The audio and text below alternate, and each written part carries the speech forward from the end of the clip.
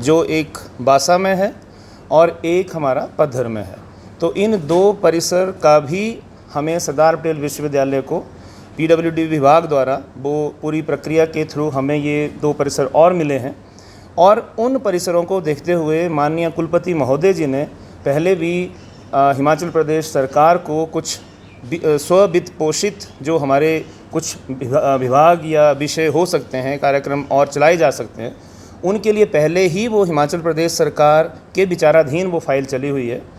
और इसी बीच ये एक जो हमारा उन परिसरों में हमने ये सोचा था कि यहाँ से कुछ विभाग जो किसी तरह से जो अभी नया हमारा आगामी सत्र हमारा 25-26 जो जुलाई से शुरू होता है, उसमें कुछ यहाँ से भी 1-2 विभाग जो थे उनको वहाँ पर ले जाने का एक अभी प्रारंभिक वो निर्णय लिया गया था, क्योंकि ये अभी इनिशियल स्टेप है।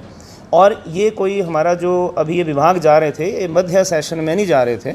इनको हमने जो नया अभी सेशन आना था 25, वो जुलाई से शुरू होता है हमारा ना। अभी तो हमारे एंट्रेंस टेस्ट होंगे, सारी प्रक्रिया चलेगी, तो उस समय ये विभाग वहाँ पर हमने सोचा था कि स्थानांतरण किए जाएंगे। और इसमें अगर जो हमारे नए विभाग हैं, जो मैंने आपसे अभी बात बताई है, तो वो माननीय कुलपति महोदय जी अभी भी उस चीज़ को पुश करने की कोशिश में हैं पूरा, कि वो हमारे पास नए कुछ जो स्ववित्त पोषित कार्यक्रम हैं, उससे एक रेवेन्यू जनरेशन भी होगा। और हम चाहेंगे कि ये हमारे जो 2 परिसर हमें अभी हाल ही में मिले हैं, तो उसमें हम जल्दी से वहाँ पर जाकर अपने उनको जो कैंपसेस हैं उसमें हमारी जो अभी कक्षाएं हैं या कोई और विभाग हम वहाँ पर स्थानांतरण करने की, उसमें ये निर्णय लिया गया था। और जो ये कुछ छोटा सा विद्यार्थियों का जो आया था एक संज्ञान में, तो वो भी हमारे जो प्रशासन है विश्वविद्यालय माननीय कुलपति महोदय जी के ध्यानार्थ है। और किसी भी तरह का ये ऐसा निर्णय नहीं था कि हम उन विद्यार्थियों को मिड सेशन में वहाँ पर शिफ्ट कर रहे थे। तो ये इन दोनों परिसरों के लिए जो माननीय कुलपति जी की अनुपस्थिति में मैं आपके संबंध ये रखता हूँ। और कोई अगर आपका कुछ इसमें जो यहाँ पढ़ रहे हैं वो यहाँ पढ़ रहे हैं, जो यहाँ पढ़ रहे हैं वो यहीं पर अपनी पढ़ाई पूरी करेंगे, क्योंकि जैसे और जो भी वहाँ पर जाने भी हैं या अभी नया जिस तरह से भी होगा, वो जो हमारा एडमिशन का प्रॉस्पेक्टस रहता है उसमें सारा वो लिखित होगा। तो ऐसा कुछ नहीं है कि हम कुछ इस तरह का कोई निर्णय, वो प्रॉस्पेक्टस में ही सारी चीज़ें होती हैं। जो जिन बच्चों ने यहाँ एडमिशन ली थी वो उस समय के एडमिशन वाले प्रॉस्पेक्टस में उनकी एडमिशन यहीं हुई थी, तो अपना वो सारा जो कोर्स है वो यहीं पूर्ण करेंगे।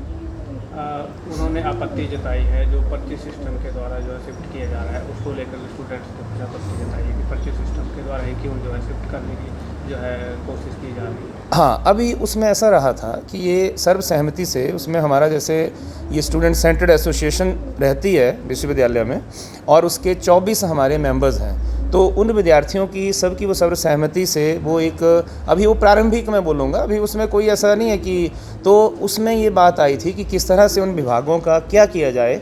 तो तब वो उन्हीं हमारे जो मेंबर्स थे स्टूडेंट सेंटर्ड एसोसिएशन के, उन्हीं के सुझाव के अनुसार वो एक प्रारंभिक प्रक्रिया की गई थी।